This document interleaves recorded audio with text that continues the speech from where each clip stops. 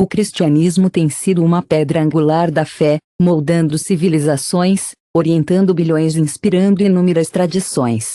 No entanto, apesar de compartilhar as mesmas crenças essenciais em Jesus Cristo, na Bíblia e na salvação, o cristianismo não é uma tradição única e unificada. É dividido em três ramos principais: protestantismo, catolicismo e ortodoxia oriental. O cristianismo não é uma tradição única e unificada. É dividido em três ramos principais: protestantismo, catolicismo e ortodoxia oriental. Antes de explorar as diferenças entre esses ramos, é essencial entender a história do cristianismo e os cismas que moldaram sua paisagem moderna. O cristianismo começou como uma fé unificada centrada nos ensinamentos de Jesus Cristo e dos apóstolos. No entanto, com o tempo, as diferenças de teologia, liderança, cultura e doutrina levaram a divisões que moldaram profundamente a paisagem moderna do cristianismo. Esses cismas não foram meramente desacordos, eles resultaram na criação de novos movimentos religiosos e na formação de novas denominações. A igreja primitiva foi unificada pelos apóstolos. À medida que a igreja crescia, os cismas ocorreram e os ensinamentos e liderança dos apóstolos foram divididos. Esses cismas alteraram profundamente o curso da história cristã, afetando a maneira como milhões de crentes entendem sua fé. Para realmente apreciar a profundidade dessas divisões, devemos explorar como a igreja começou, o que levou às suas fraturas e como essas separações continuam a definir o cristianismo hoje. A igreja cristã primitiva emergiu no primeiro século e se espalhou rapidamente pelo Império Romano. Os apóstolos estabeleceram comunidades de crentes em várias cidades, ensinando-lhes o evangelho e nomeando líderes a supervisionar o crescente número de convertidos. A unidade da igreja primitiva foi construída sobre o fundamento dos apóstolos, conforme descrito em Efésios 2, a igreja primitiva foi unida pelos apóstolos e profetas, com o próprio Cristo Jesus como a principal pedra angular, conforme declarado em Efésios 2:20. Durante esse período, a igreja enfrentou severa perseguição às autoridades romanas, mas, apesar das ameaças externas, os cristãos permaneceram unidos em sua fé à medida que o cristianismo se expandiu. Regiões diferentes desenvolveram práticas distintas e ênfases teológicas. Os primeiros grandes desacordos surgiram sobre questões doutrinárias, como a natureza de Cristo e a Trindade, levando à formação dos conselhos da Igreja. Esses conselhos, incluindo Nicéia I, 325 DC, e Chalcedon, 451 DC, procuraram esclarecer a doutrina cristã, preservar a unidade. Apesar desses esforços, as tensões entre os ramos oriental e ocidental do cristianismo continuaram a crescer. A divisão mais significativa na história da Igreja ocorreu em 1054, uma ruptura conhecida como o Grande Cisma. Este evento dividiu o cristianismo na Igreja Católica Romana no Ocidente e na Igreja Ortodoxa Oriental, no Oriente. As razões para essa divisão foram teológicas e políticas. Uma das questões centrais era a autoridade do Papa. A Igreja Ocidental, centrada em Roma, acreditava que o Papa, como o sucessor de Pedro, mantinha a autoridade suprema sobre todos os cristãos.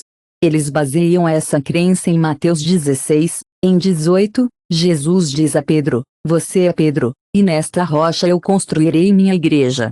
A Igreja Oriental, centrada em Constantinopla, rejeitou essa visão completamente. Eles acreditavam que a liderança deveria ser compartilhada entre todos os bispos, e não centralizados em uma figura. Outro ponto importante de discórdia foi a controvérsia da Filio, uma disputa teológica sobre a natureza do Espírito Santo. A Igreja Ocidental acrescentou a frase "e o Filho" ao credo niqueno. A Igreja Oriental rejeitou a adição que o Espírito Santo procede do Pai e do Filho. Eles argumentaram que foi feito sem o acordo de um concílio ecumênico e alterou o ensino original da Igreja primitiva.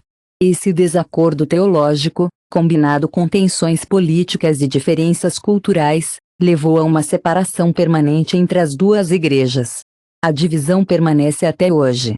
A Reforma Protestante do século XVI causou um grande cisma no cristianismo. Esse movimento, liderado por figuras como Martin Luther, John Calvin e Ulrich Zwingli, resultou em uma grande pausa da Igreja Católica Romana. Os protestantes rejeitaram a autoridade do Papa e enfatizaram a sola scriptura, a crença de que as Escrituras sozinhas são a autoridade final em questões de fé e doutrina. Eles argumentaram que a Igreja Católica tinha a Igreja era corrupto. Ele vendeu indulgências e confiava muito na tradição. Luther publicou as 95 Teses em 1517, iniciando a Reforma. Ele desafiou os ensinamentos da Igreja sobre salvação, graça e o papel do clero. Os protestantes acreditam que a salvação é sozinha pela fé, não por boas obras ou sacramentos da Igreja. Eles citaram Efésios 2. 8-9 afirma claramente que é pela graça que você foi salvo através da fé, e isso não é de si mesmo, é o dom de Deus, não pelas obras, para que ninguém possa se gabar. Essa crença mudou fundamentalmente a maneira como muitos cristãos entenderam seu relacionamento com Deus, levando à criação de novas igrejas que rejeitavam a hierarquia católica e a teologia sacramental. A reforma não resultou em uma única nova igreja, em vez disso, isso levou à formação de várias tradições protestantes, incluindo luteranismo, calvinismo, anglicanismo e movimentos batistas, metodistas e pentecostais. Unlike Catholicism and Orthodoxy, which maintains strong central structures, Protestantism became a diverse Protestantism became a decentralized movement, and the emphasis on individual interpretation of scripture led to the rise of many different denominations, each OWN theological distinctives in response to the Reformation. The Catholic Church launched the Counter-Reformation, a movement immediate addressing the criticisms raised by Protestants while reaffirming. The Counter-Reformation was a direct response to as críticas levantadas pelos protestantes. Foi lançado pela Igreja Católica em resposta a essas críticas e reafirmou os ensinamentos católicos principais. O Concílio de Trent, 1545 a 1563, foi central para esse esforço. Ele enfatizou a importância da tradição ao lado das Escrituras e reafirmou a necessidade dos sacramentos. Esse movimento ajudou a renovar a Igreja Católica. No entanto, também solidificou a divisão entre protestantes e católicos além desses principais cismos. O cristianismo continuou a experimentar divisões sobre doutrina, estilos de adoração e governança da Igreja nos tempos modernos. Novos movimentos, como o pentecostalismo, evangelicalismo e cristianismo carismático, reformularam o cenário do protestantismo, enfatizando presentes espirituais, experiências de conversão pessoal e trabalho missionário. Esses movimentos contribuíram para a expansão global do cristianismo, mas também levaram a uma maior diversidade denominacional. Agora, tendo entendido isso, vamos explorar as diferenças. Uma autoridade de escrituras e tradição. Essa única questão moldou doutrinas, práticas de adoração e até a maneira como os crentes interagem com sua fé. Enquanto os três ramos mantêm a Bíblia sagrada, e o peso que eles dão à tradição difere significativamente. Isso tem implicações profundas para a teologia e a vida cristã diária. Para os protestantes, o princípio orientador é a sola scriptura, que significa escrituras sozinhas. Essa doutrina surgiu durante a Reforma no século XVI como uma resposta ao que os reformadores viam como corrupção. Os protestantes sustentam com confiança que a Bíblia é sagrada e dão grande importância à tradição. O princípio orientador é a sola scriptura, que significa escritura sozinha. Essa doutrina surgiu durante a Reforma no século XVI como uma resposta ao que os reformadores viam como corrupção e adições doutrinárias na Igreja Católica. Martin Luther, John Calvin e outros reformadores argumentaram que a Bíblia é a única e última autoridade em questões de fé e prática. Segundo eles, a tradição e os conselhos da Igreja devem ser respeitados, mas nunca colocados em pé de igualdade com a palavra de Deus. Eles costumam apontar para 2 Timóteo 3:16. Martin Luther, John Calvin e outros reformadores deixaram claro que a Bíblia é a única e última autoridade em questões de fé e prática. Eles afirmaram que a tradição e os conselhos da Igreja deveriam ser respeitados, mas nunca colocados em pé de igualdade com a palavra de Deus. Eles costumam apontar para 2 Timóteo 3, 16 a 17, que afirma que todas as Escrituras são inspiradas por Deus e são úteis para ensinar, repreender, corrigir e treinar em justiça, para que o servo de Deus possa estar completamente equipado para todas as boas obras. Eles argumentam que essa passagem enfatiza que as Escrituras sozinhas são suficientes para orientar os crentes sem a necessidade de tradições adicionais ou autoridades externas. No entanto, os católicos e os cristãos ortodoxos discordam fortemente disso. Ambas as tradições afirmam claramente que a própria Bíblia é um produto da Igreja. Foi preservado, interpretado e canonizado através da orientação da tradição. Para eles, a Igreja precedeu a Bíblia, não o contrário. A Igreja Católica ensina que as Escrituras e a tradição sagrada formaram juntos o depósito de fé passou dos apóstolos sob a orientação do Espírito Santo.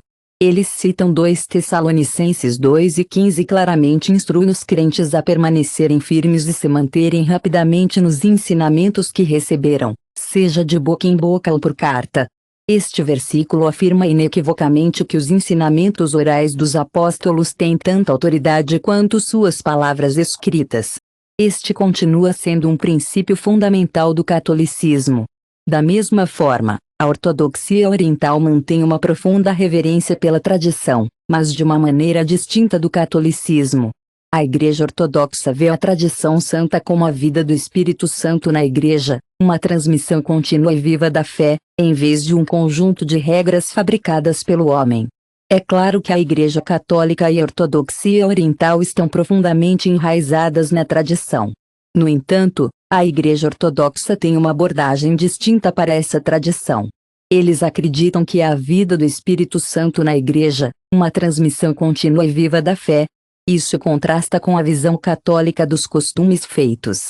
Os ortodoxos também sustentam que a própria Bíblia surgiu dentro da Igreja, preservada pelos primeiros pais que garantiram a interpretação correta de sua mensagem. They consider the Church Councils, the origin of the Church Fathers, and the liturgical practices to be crucial in maintaining doctrinal integrity. John 16 The Orthodox confidently assert that the Bible itself arose in the Church and was preserved by the early fathers, who ensured the correct interpretation of its message. They firmly believe that the Church Councils, the origins of the Church Fathers, and the liturgical practices are crucial in maintaining a integridade doutrinária de João 16:13 é frequentemente citada, onde Jesus promete que, quando o Espírito da Verdade vem, ele o guiará em toda a verdade.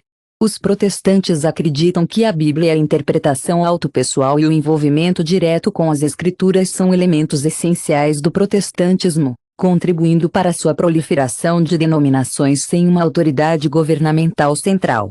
As diversas interpretações dos crentes da Bíblia dão origem à diversidade teológica. Por outro lado, os católicos e os cristãos ortodoxos acreditam firmemente que, sem a orientação da tradição e da Igreja, as Escrituras podem ser mal interpretadas ou distorcidas. Eles insistem na necessidade de um órgão autoritário, seja o magistério, a autoridade de ensino católica ou os conselhos ecumênicos, para garantir a integridade de sua fé. É necessário que os órgãos sejam necessários para garantir o e a fidelidade consistente ao ensino apostólico. Esta questão não é apenas histórica ou teológica, tem um impacto real na vida cristã.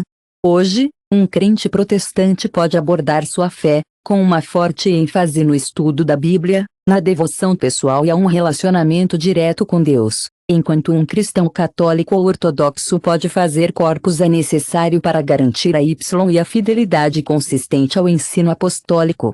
Esta questão não é apenas histórica ou teológica, hoje tem um impacto real na vida cristã.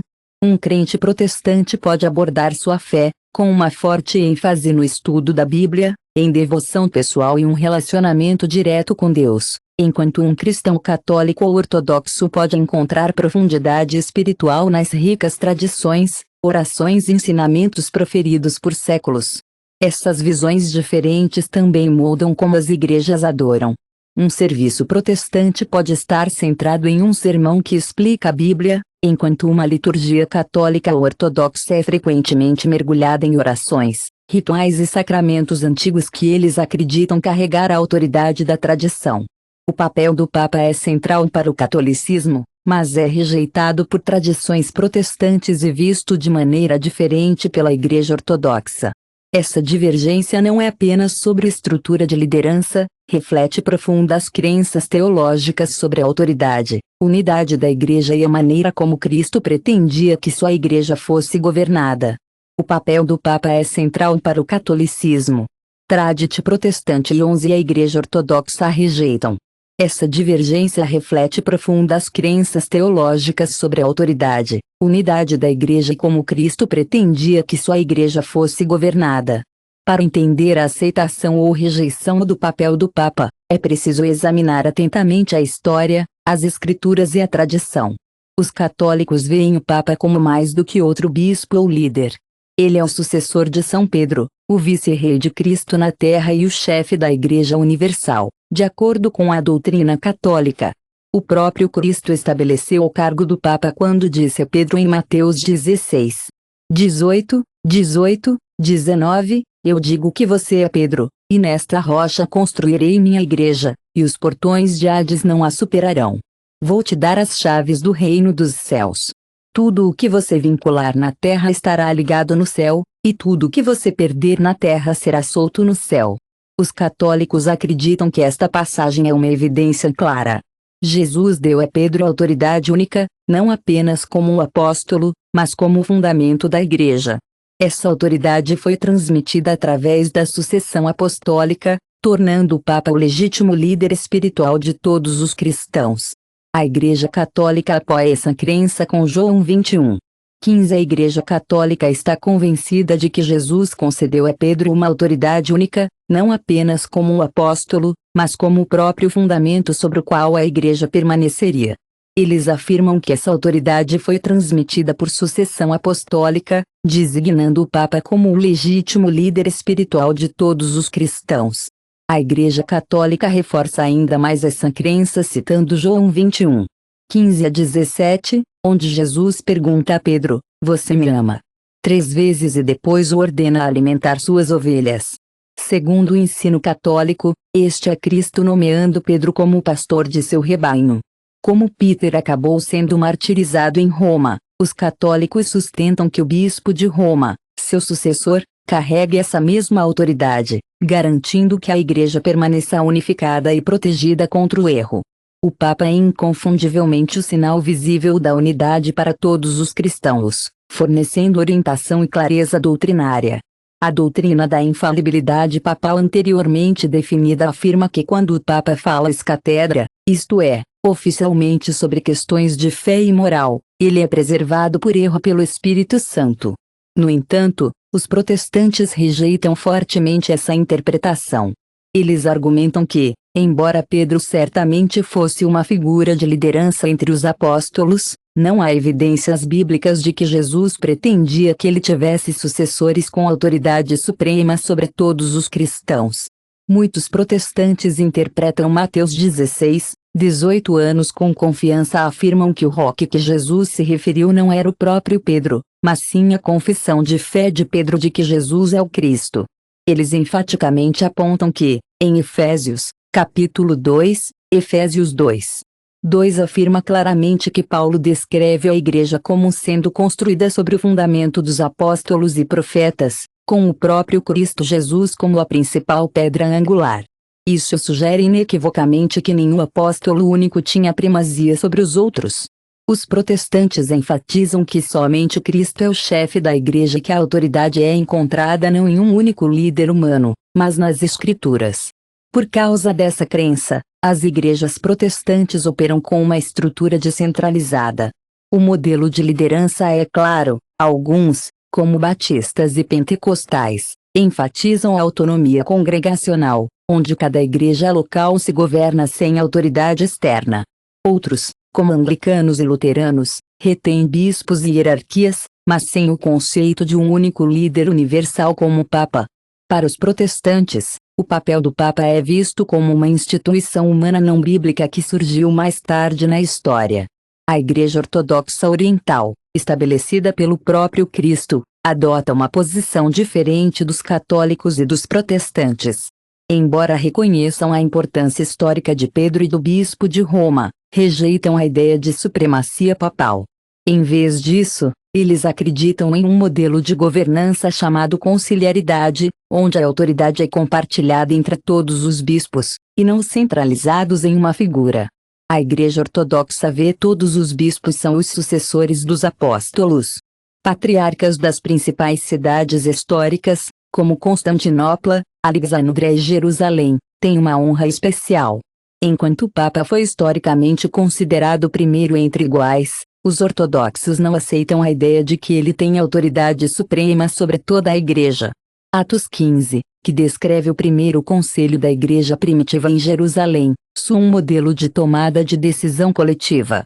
Os ortodoxos argumentam que as reivindicações papais de supremacia foram um desenvolvimento posterior, não parte da Igreja primitiva. A Igreja Ortodoxa acredita que o Espírito Santo guia a Igreja através da sabedoria coletiva de seus bispos, conselhos e tradição sagrada, não um único líder como o Papa. O papel do Papa tem sido um importante ponto de discórdia ao longo da história cristã. A reforma protestante no século XVI foi motivada por uma forte oposição à autoridade papal. Reformadores como Martin Luther denunciaram ousadamente o Papa, afirmando que ele mantinha o poder excessivo sobre a Igreja e seus ensinamentos. Em resposta, a Igreja Católica reafirmou firmemente sua posição sobre o papel do Papa, estabelecendo-a como uma característica importante entre o catolicismo e outras tradições cristãs. Esse debate continua a desempenhar um papel significativo na formação da identidade cristã. Os católicos consideram o Papa uma fonte de unidade e estabilidade doutrinária, acreditando que Cristo pretendia que sua Igreja fosse governada por esse cargo. Os protestantes e os ortodoxos rejeitam isso, enfatizando a autoridade direta das Escrituras e o sacerdócio de todos os crentes. Eles seguem um caminho do meio, reconhecendo o papel histórico do Papa, mantendo essa autoridade que deve ser compartilhada entre todos os bispos. Por fim, a questão do papel do Papa se resume a uma questão fundamental: Jesus estabeleceu um único líder autoritário para sua Igreja ou foi a liderança destinada a ser compartilhada a 3 sacramentos? Para entender a profundidade dessas distinções, é crucial explorar o que são os sacramentos, como eles funcionam em cada tradição e o que revelam sobre a relação entre fé e graça divina é clara. O catolicismo e a ortodoxia oriental sustentam que os sacramentos foram instituídos por Cristo e servem como canais de sua graça. Esses direitos sagrados não apenas simbolizam realidades espirituais, eles transmitem graça para aqueles que os recebem. Os sacramentos são 7 em número: batismo, Eucaristia, confirmação, reconciliação, confissão, unção das doentes, ordens sagradas e matrimônio. Os católicos acreditam que Deus confere sua graça aos crentes através desses sacramentos. Essa crença está enraizada em passagens como João 6. Os católicos estão convencidos de que existem 7 sacramentos: batismo, Eucaristia, confirmação, reconciliação, confissão, unção das ordens doentes, sagradas e matrimônio.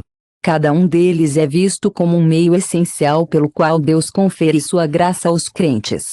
Essa crença está enraizada em passagens como João 6, 5-3, onde Jesus afirma claramente: verdadeiramente eu digo a você, a menos que você coma a carne do Filho do Homem e beba seu sangue, você não tem vida em você. Para os católicos, isso não é uma metáfora, é um chamado literal a participar da Eucaristia, que eles acreditam se tornar o corpo e o sangue de Cristo real através do processo de transubstanciação. A Igreja Ortodoxa também afirma esses 7 sacramentos, embora muitas vezes o termo mistérios sagrados é preferido sobre sacramentos porque enfatiza a natureza misteriosa e transformadora desses atos divinos. Na ortodoxia, os sacramentos não são vistos como rituais individuais, mas como parte da vida da Igreja como um todo, profundamente entrelaçados com adoração, oração e experiência litúrgica. Os ortodoxos também colocam uma forte ênfase na Eucaristia como o centro da vida cristã. Os crentes participam da vida divina de Cristo recebendo-a. Como os católicos, eles afirmam que os sacramentos transmitem graça real, mas muitas vezes resistem a definir como isso acontece, vendo-o como um mistério sagrado além da compreensão humana. Os protestantes, por outro lado, adotam uma abordagem muito diferente dos sacramentos. Uma das principais mudanças teológicas da Reforma foi um protestante rejeitar a ideia de que os sacramentos transmitem graça por si mesmos. Em vez disso, a maioria das tradições protestantes as vê como atos simbólicos que apontam para as realidades espirituais. Por causa disso, a maioria dos protestantes reconhece apenas dois sacramentos, batismo e a ceia do Senhor, comunhão. Essas são as duas práticas que eles acreditam ser explicitamente ordenadas por Cristo. Mateus 28, 19 registra o comando claro de Jesus: vai e faça discípulos de todas as nações, batizando-os em nome do Pai e do Filho e do Espírito Santo. Lucas 22, 19 recontagens ele dizendo na última ceia: faça isso em lembrança de mim. Os protestantes argumentam que, como esses são os únicos sacramentos instituídos explicitamente por Cristo, eles sozinhos devem ser considerados essenciais para a prática cristã. No protestantismo, as opiniões sobre os sacramentos variam amplamente. Alguns, como luteranos e anglicanos, acreditam nos sacramentos do batismo e da Eucaristia. 19 afirma claramente que ele disse: faça isso em lembrança de mim. Os protestantes afirmam com confiança que, como esses são os únicos sacramentos instituídos explicitamente por Cristo, eles devem ser considerados essenciais para a prática cristã. No protestantismo, as opiniões sobre os sacramentos variam amplamente. Alguns, como luteranos e anglicanos, mantêm uma compreensão sacramental do batismo e da Eucaristia, acreditando que a graça de Deus está realmente presente nesses ritos, embora não da mesma maneira que os católicos ou os cristãos ortodoxos. Os luteranos, por exemplo, acreditam na consubstanciação, a ideia de que Cristo está realmente presente na Eucaristia, mas que os luteranos mantêm uma compreensão sacramental do batismo e da Eucaristia, acreditando que a graça de Deus está realmente presente nesses ritos, embora não da mesma maneira que os católicos ou os cristãos ortodoxos. Os luteranos acreditam na consubstanciação, a ideia de que Cristo está realmente presente na Eucaristia, mas que o pão e o vinho não se transformam em seu corpo e sangue. Batistas e muitas tradições evangélicas, por outro lado, veem o batismo e a comunhão puramente como atos simbólicos, importantes, mas não necessários para a salvação. Para esses grupos, somente a fé é suficiente e os sacramentos servem principalmente como atos de obediência e adoração pública. Testemunho em vez de meios de receber graça divina. O próprio batismo é outra área de diferença significativa. Católicos, ortodoxos e muitas denominações protestantes praticam o batismo infantil, acreditando que marca o seu início de uma vida de fé e inicia o cravo da comunidade cristã e você receberá o presente do Espírito Santo. O batismo e, em vez disso, pratique o batismo do crente, argumentando que o batismo deveria ser uma decisão consciente tomada por indivíduos que aceitaram pessoalmente a Cristo. Eles apontam para versículos como Marcos 16, em 1 Coríntios 16, Jesus afirma claramente que aqueles que acreditam e são batizados serão salvos, enquanto aqueles que não acreditam que serão condenados. Isso deixa claro que a crença deve vir antes do batismo, não depois disso. Muitas igrejas protestantes exigem o batismo como uma declaração pública de fé depois que uma pessoa se arrependeu e confessou Cristo. A Eucaristia é talvez a questão mais divisória entre essas tradições. Os católicos e os cristãos ortodoxos mantêm uma presença real de Cristo na Eucaristia, enquanto muitos protestantes o veem como um memorial do sacrifício de Cristo, em vez de um evento sobrenatural. 1 Coríntios 11, os protestantes e os cristãos ortodoxos têm uma aparência de cristãos que se veem, que os católicos de uma presença de cristãos. 1 Coríntios 11, 26, que afirma: quando você come esse pão e bebe este copo, você proclama a morte do Senhor até que ele chegue. Comandos divinos. Eles acreditam que a confissão de pecados deve ser feita diretamente a Deus, não através de um padre.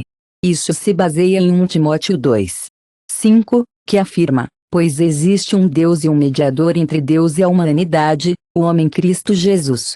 Os protestantes também consideram a confirmação desnecessária.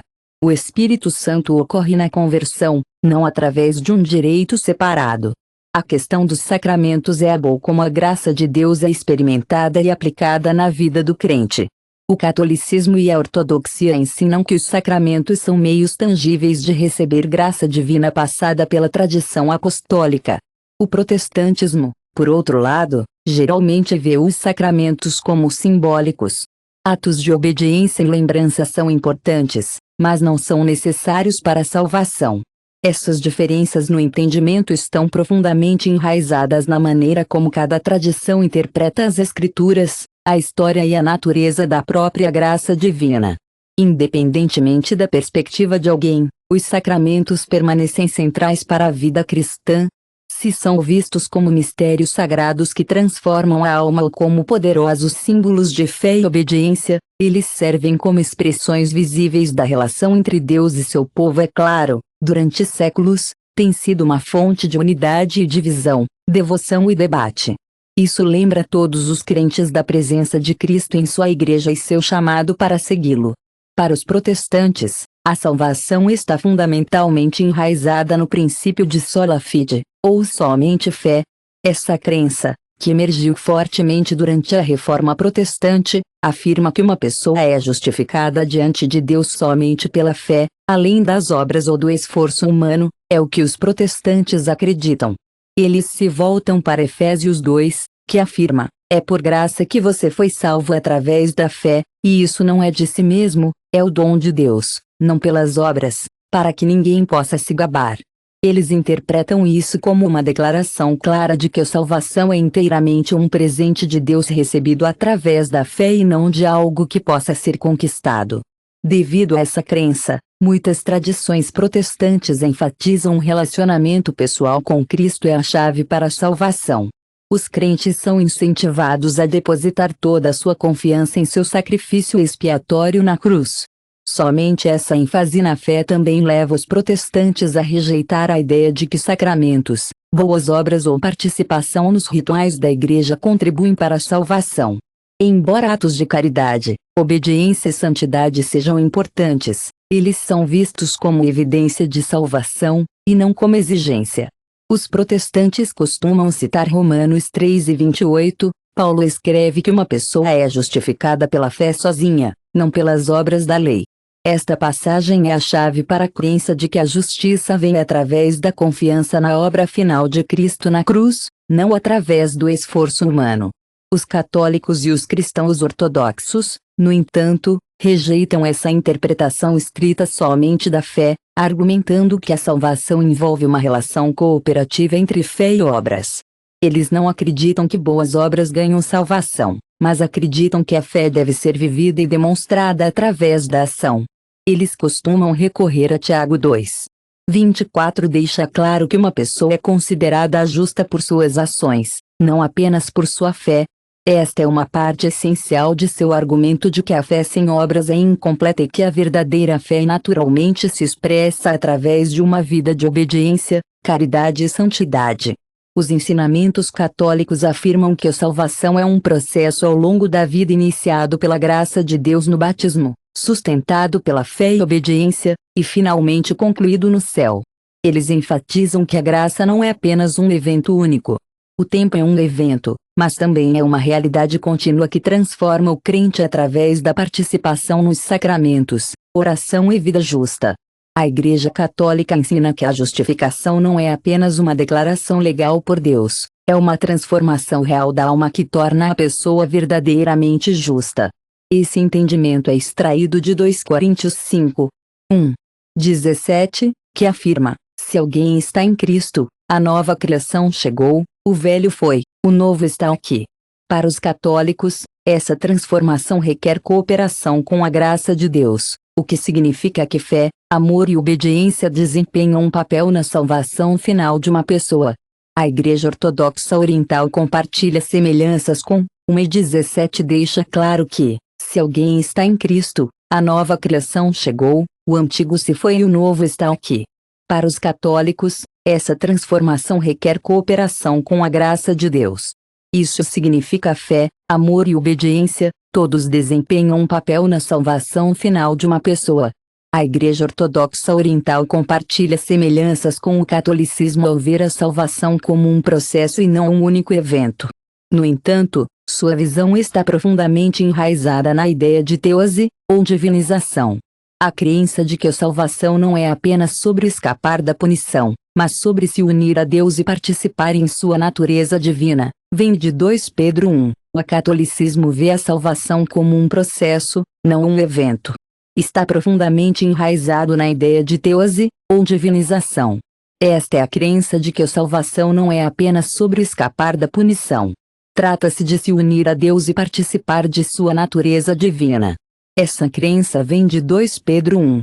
4, que fala de crentes que se tornam participantes da natureza divina.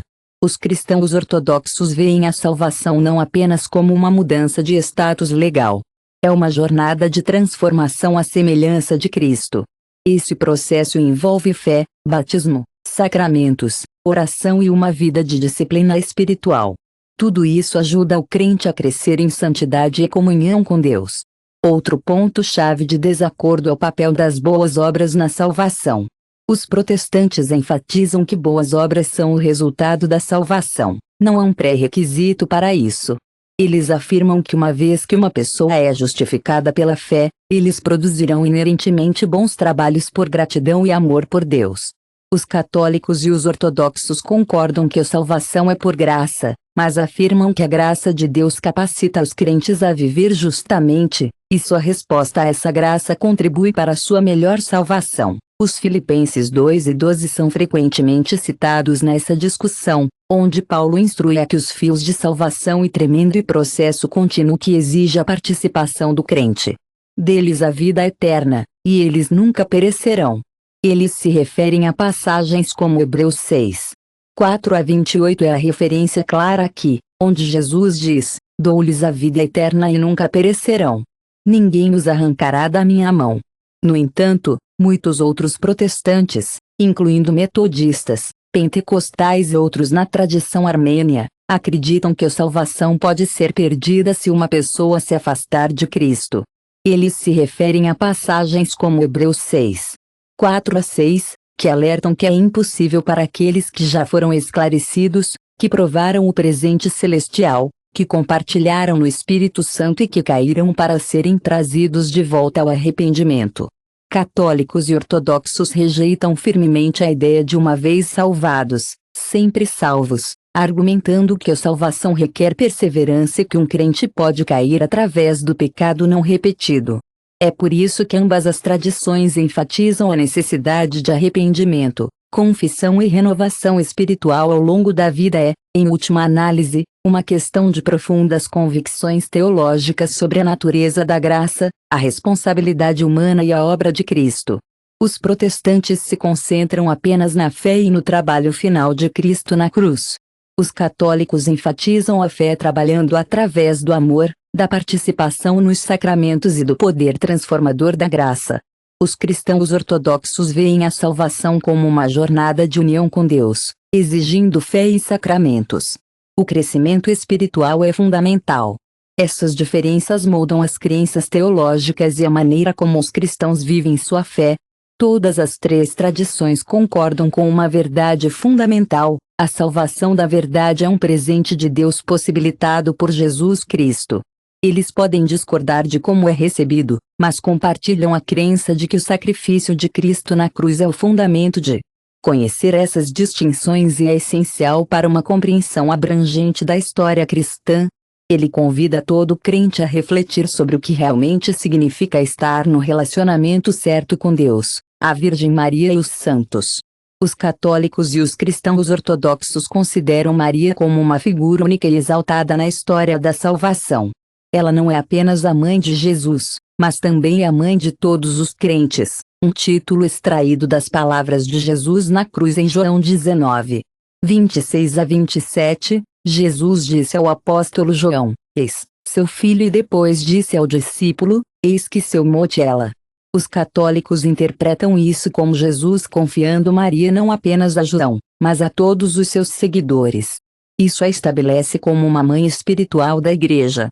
Essa crença é reforçada por Lucas 1:28, onde o anjo Gabriel cumprimenta a sua estranha, honrado sob vários títulos teológicos.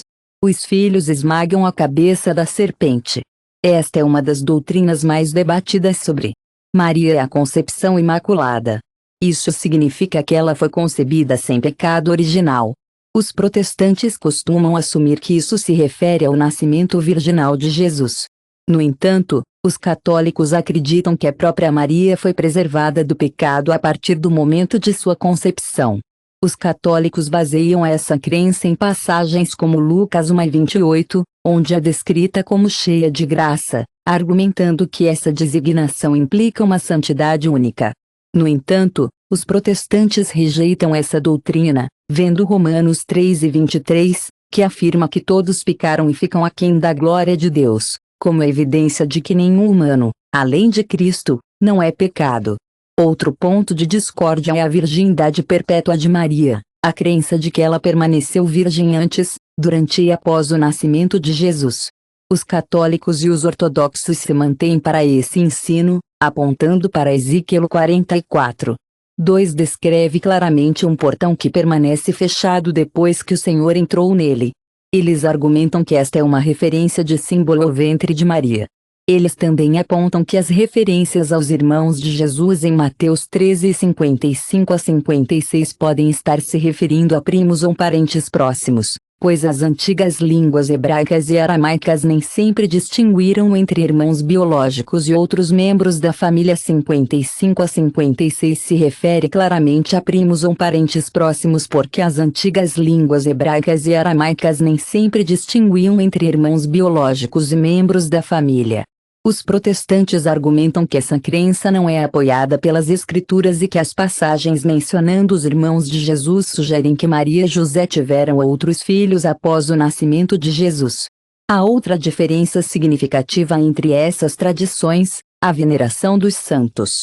Católicos e ortodoxos acreditam que os santos, homens e mulheres fiéis que viveram vidas de grande santidade, continuam envolvidos na vida da Igreja, mesmo após suas mortes terrenas.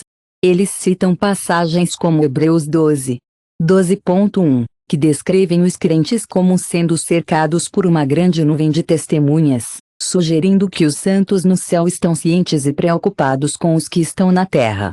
Essa crença também é baseada no Apocalipse 5:8, que descreve os santos no céu, oferecendo as orações dos fiéis diante de Deus. Os católicos e os ortodoxos veem isso como evidência de que os santos podem interceder para os crentes, assim como um cristão na terra pode pedir a um amigo que ore por eles.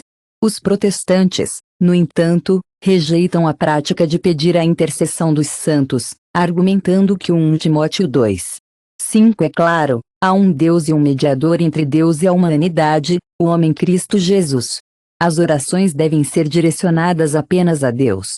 A ideia de santos agindo como intermediários diminui o papel de Cristo como o único mediador. Muitos protestantes também se opõem à maneira como Maria e os santos são homenageados nas tradições católicas e ortodoxas. Práticas como estátuas, procissões e dias de festas fronteiram na idolatria. Eles apontam para o Êxodo ch 20:4-5 proíbe explicitamente a criação de imagens graves para o culto, argumentando que qualquer forma de veneração excessiva distrai de adorar a Deus sozinha. Apesar dessas diferenças, é importante observar que nem o catolicismo nem a ortodoxia ensinam que Maria ou os santos devem ser adorados. Adorar é reservado apenas a Deus. Católicos e crentes ortodoxos distinguem entre veneração e adoração. Eles veem a honra de Maria e os santos como uma maneira de reconhecer a obra de Deus em suas vidas. Eles argumentam que, assim como Paulo, os crentes o imitam como ele imita a Cristo em 1 Coríntios 11, católicos e crentes ortodoxos distinguem entre veneração e adoração. Eles honram Maria e os santos para reconhecer a obra de Deus em suas vidas. Eles o comparam a admirar a fé de figuras bíblicas como Abraão ou Paulo. Paulo pede que os crentes o imitem enquanto ele imita a Cristo em 1 Coríntios 11:1. honrando os santos os incentive a seguir seu exemplo de santidade. Este debate não é apenas teológico, mas profundamente pessoal. Para muitos católicos e cristãos ortodoxos, a presença de Maria e os santos em suas vidas espirituais proporciona conforto e inspiração. Eles veem Maria como uma figura materna que cuida da Igreja e dos santos. O debate sobre o papel de Maria e os santos na espiritualidade cristã não é apenas teológica, é profundamente pessoal para muitos católicos e cristãos ortodoxos. A presença de Maria e os santos em suas vidas espirituais oferece conforto e inspiração. Eles veem Maria como uma figura materna que cuida da Igreja e dos santos. Como companheiros espirituais que oferecem orientação e apoio, Maria e os santos são importantes para os protestantes. No entanto, permanece a ênfase em um relacionamento direto com Deus através de Cristo, sem a necessidade de intermediários. Essa convicção molda sua abordagem à oração, adoração e sua compreensão da devoção cristã. Por fim, a questão de Maria e os santos reflete uma diferença mais ampla na maneira como essas tradições cristãs entendem a comunhão dos crentes, o papel da intercessão e a natureza da honra versus a adoração. Enquanto católicos e ortodoxos veem Maria e os santos como exemplos poderosos de fé e intercessores que oram pela Igreja, os protestantes os veem como crentes fiéis cujas vidas deveriam ser lembrado, mas não invocado em oração. Essas perspectivas estão enraizadas nos séculos de desenvolvimento teológico, interpretação das Escrituras e experiência religiosa. Às dessas diferenças, todas as tradições cristãs concordam que Maria foi abençoada por Deus a suportar seu filho e que os santos da história fornecem exemplos inspiradores de fidelidade.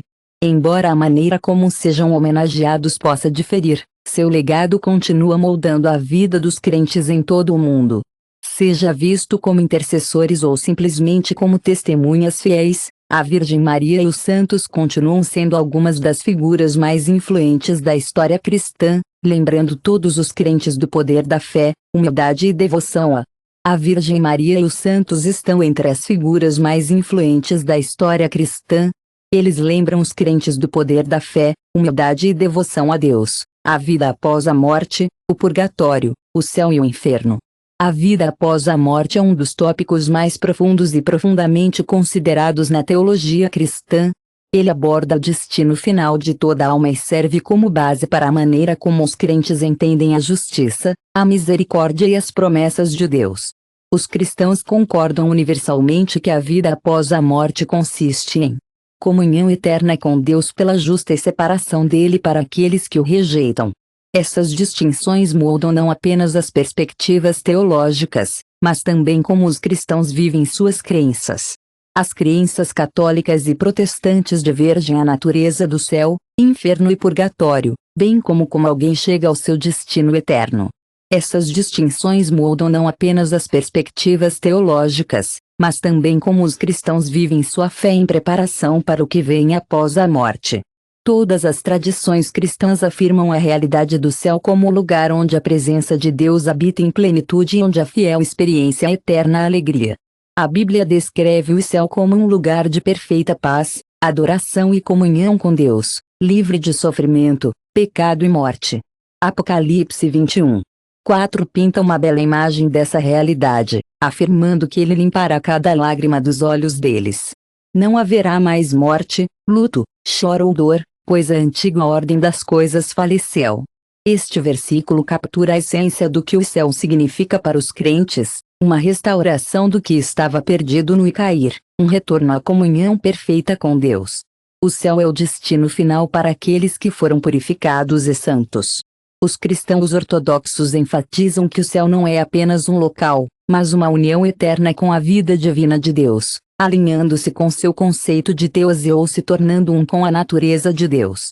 Essa crença está enraizada no 2 Pedro 1.4, que fala de crentes que se tornam participantes da natureza divina. Os católicos também afirmam que as almas dos justos entram no céu, mas com uma qualificação importante: eles devem primeiro ser totalmente purificados a partir de qualquer pecado restante, o que leva à doutrina do purgatório. 4 afirma claramente que os crentes se tornam participantes da natureza divina.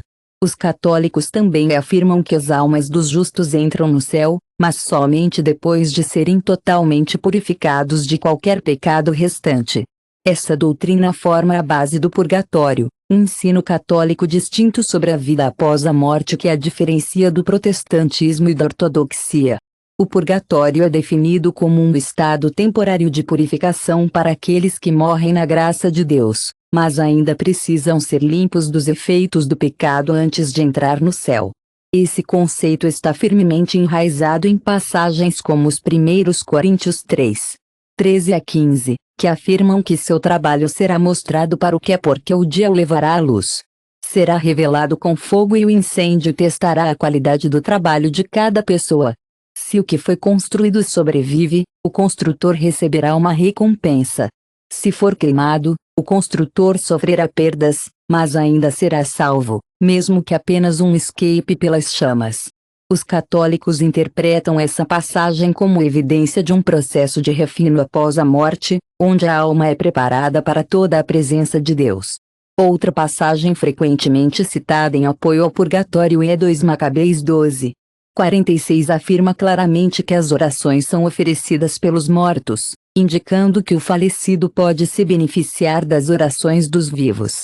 Embora este livro não faça parte do cânone bíblico, de acordo com os protestantes, ele tem sido historicamente aceito pelos católicos e ortodoxos como autoritários. Para os católicos, o purgatório não significa uma segunda chance de salvação, mas 46 afirma claramente que as orações são oferecidas pelos mortos, indicando que o falecido pode se beneficiar das orações dos vivos. Embora este livro não faça parte do cânone bíblico, de acordo com os protestantes, os católicos e os ortodoxos o aceitaram historicamente como autoritários. Para os católicos, o purgatório não significa uma segunda chance de salvação. Em vez disso, é a purificação final daqueles que já foram salvos, mas devem ser feitos perfeitamente santo antes de entrar na presença de Deus. O cristianismo ortodoxo não ensina formalmente o purgatório da mesma maneira que o catolicismo, mas acredita em um processo de purificação após a morte. Muitos cristãos ortodoxos sustentam que as almas sofrem um período de transição. Protestantes e cristãos ortodoxos têm opiniões diferentes sobre o purgatório. Os protestantes rejeitam a ideia de um lugar específico chamado purgatório e a prática católica das indulgências. Em vez disso, enfatizam as orações pelos mortos como benéficos, acreditando que a misericórdia de Deus continua a trabalhar além do túmulo. Essa crença se alinha com sua perspectiva teológica mais ampla de que a salvação é uma jornada, não apenas um momento em que o cristianismo protestante rejeita completamente o purgatório, vendo-o como uma adição não bíblica à doutrina cristã. Os protestantes argumentam que a Bíblia ensina que os crentes são justificados pela fé somente em Cristo e que seus pecados são completamente perdoados através de seu sacrifício na cruz. Eles recorrem a passagens como Hebreus 9, 27, que afirma que as pessoas estão destinadas a morrer de uma vez e depois disso para enfrentar o julgamento. Os protestantes sustentam que aqueles que confiam em Cristo estão imediatamente em sua presença após a morte, como visto em Lucas 23 e 27, deixa claro que as pessoas estão destinadas a morrer uma vez e depois a enfrentar julgamento. Os protestantes têm certeza de que aqueles que confiam em Cristo estão imediatamente em sua presença após a morte, como visto em Lucas 23, 43, onde Jesus diz ao ladrão arrependido na cruz: verdadeiramente digo hoje, você estará comigo no paraíso. Para os protestantes, o trabalho de salvação é finalizado na morte e não há necessidade de purificação adicional. Embora o céu e o purgatório sejam frequentemente discutidos com esperança e expectativa, o inferno continua sendo um assunto muito mais controverso e perturbador. Todas as tradições cristãs afirmam o inferno como um verdadeiro possibilidade aterrorizante para aqueles que rejeitam a graça de Deus. Embora eles diferem em como entendem sua natureza, a Bíblia descreve o inferno como um local de julgamento, separação de Deus e sofrimento, como visto em Mateus 25, 41 afirma claramente que Jesus falou do julgamento final, dizendo: partida de mim, você que é amaldiçoado, para o eterno incêndio preparado para o diabo e seus anjos. Esta passagem reflete definitivamente a crença cristã de que o inferno não é apenas um castigo, mas uma consequência de escolher a separação de Deus. O catolicismo e o protestantismo consideram uma visão tradicional do inferno como eterna separação de Deus, caracterizada pelo sofrimento e arrependimento. Os católicos acreditam que o inferno é o estado de autoexclusão definitiva da presença de Deus, é uma escolha feita por aqueles que rejeitam sua misericórdia. Os protestantes, particularmente dentro das tradições evangélicas, enfatizam o inferno como o destino final e irreversível daqueles que rejeitam a Cristo. Eles frequentemente citam 2 Tessalonicenses 1:9, que descreve aqueles que serão punidos com a destruição eterna e fechados da presença do Senhor e da glória de sua força. A Igreja Ortodoxa se aproxima da doutrina do inferno com uma ênfase ligeiramente diferente. Eles afirmam que o inferno é real e que aqueles que rejeitam Deus experimentam sofrimento. A abordagem da Igreja Ortodoxa à doutrina do inferno é distinta de muitas outras doutrinas cristãs. Eles afirmam a realidade do inferno e que aqueles que rejeitam Deus experimentam sofrimento. No entanto, eles descrevem o inferno não como Deus infligindo punição, mas como a experiência de seu amor por aqueles que odeiam. Eles ensinam que a presença de Deus é inevitável e que, para quem o ama, é o paraíso; para aqueles que o rejeitam, torna-se tormento insuportável. Essa perspectiva se alinha aos Hebreus 12:29, que descreve Deus como um fogo consumidor. A Igreja Ortodoxa se concentra menos em chamas literais e punição física e muito mais no estado da alma e em seu relacionamento com Deus. Entre os protestantes, também existem variações em como o inferno é entendido. Alguns, particularmente os dos círculos reformados e evangélicos, mantêm a visão tradicional do tormento consciente eterno. Outros, como adventistas do sétimo dia e alguns teólogos modernos, abraçam o anihilacionismo, a crença de que os iníquos são finalmente destruídos em vez de atormentar para sempre. Eles argumentam que Mateus 10:28 afirma claramente que Deus pode destruir a alma e o corpo no inferno, confirmando que o inferno resulta em destruição e não sofrimento eterno. Apesar dessas diferenças, todas as tradições cristãs afirmam universalmente uma verdade essencial: a eternidade é real e como alguém responde a Deus nesta vida determina seu destino no próximo. Seja pela fé, a purificação da alma ou o processo transformador da teose, toda a tradição enfatiza a necessidade de procurar a Deus, abraçar sua misericórdia e viver uma vida que reflete seu amor e santidade. O céu é o cumprimento final da promessa de Deus, e o inferno é a consequência trágica de rejeitá-lo. A justiça e a misericórdia de Deus são perfeitamente equilibradas, garantindo que cada alma receba seu devido de acordo com sua eterna sabedoria. A busca do entendimento fortalece nossa fé e nossa conexão entre si. Se você achou esse vídeo perspicaz, inscreva-se no canal e ligue as notificações para obter mais conteúdo como esse. Vejo você no próximo.